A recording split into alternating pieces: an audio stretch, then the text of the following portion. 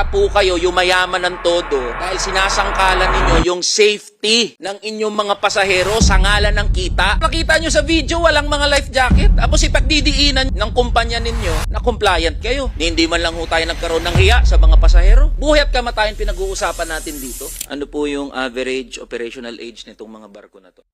I am not technical, sir, so I am not familiar with Kayo the po yung average spokesperson ng kumpanya. Dapat alam nyo yan, ma'am. Gaano po kadalas ang check-up, maintenance ng mga barko nyo? Palagi naman po nagkakaroon. Gaano po ng- yung palagi? From time to time. Ano po yung meron. time to time, ma'am? Operationally, there are schedules. Kada almost monthly, ginagawa po yan. Monthly. So, nag-iiba-iba. Monthly, quarterly, semestral, yearly. I will have to check again. Ang hirap naman po. Masasabi nyo po ba na yung mga barko ng Allison, seaworthy, safe for voyage, for commercial operation? Of course, sir. Masasabi nyo, syempre, kumpanya nyo ho yun, sasabihin nyo talaga. Hindi po. At nakadaan po kami sa compliance Yan. processes. Okay po, so compliant. Bakit po since 2019, yung kumpanya ninyo nasangkot sa 32 incidents? Kasama na dyan yung sinabi nung DOTR at yung MV Lady Mary Joy 3 nung 2023. 31 ang namatay. Bakit kung ganito nakadalas yung mga insidenteng kinasasangkutan itong kumpanyang to, bakit ngayon lang nasuspende operation ho nila? There was already a suspension made in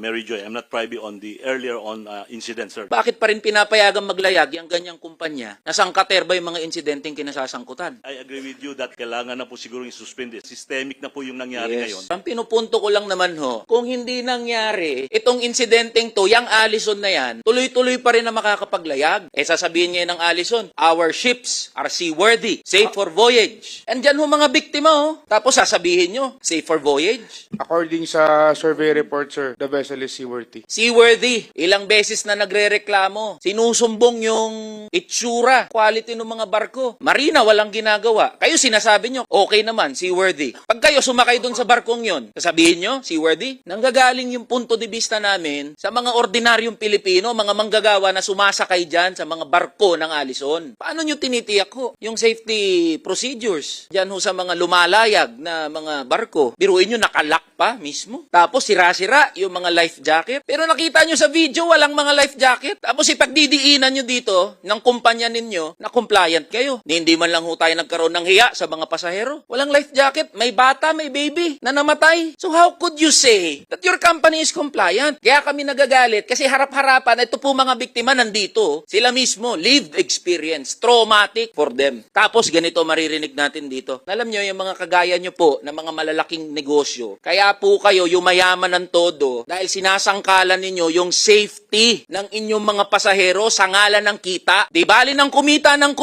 yung mga pasahero ninyo, bahala na kayo pag nagkaroon ng aksidente dyan. Ayaw nyo tanggapin yung ganitong sinasabi, tas sasabihin nyo, laging galit ang mga manggagawa. Magagalit talaga kasi buhay at kamatayan pinag-uusapan natin dito. Baka next year, ganito na naman aasahan eh. May masasangkot na naman na isang barko, maririnig na naman natin sa mga ahensya ng gobyerno na ginagawa natin lahat ng pupwede nating magawa, pero paulit-ulit na problema na lang yung mga experience natin. Sana nawa sa ating mga negosyante, especially po sa industriya ninyo, nawa iisipin natin ang safety ng ating mga pasahero. Tara na, kamanggagawa.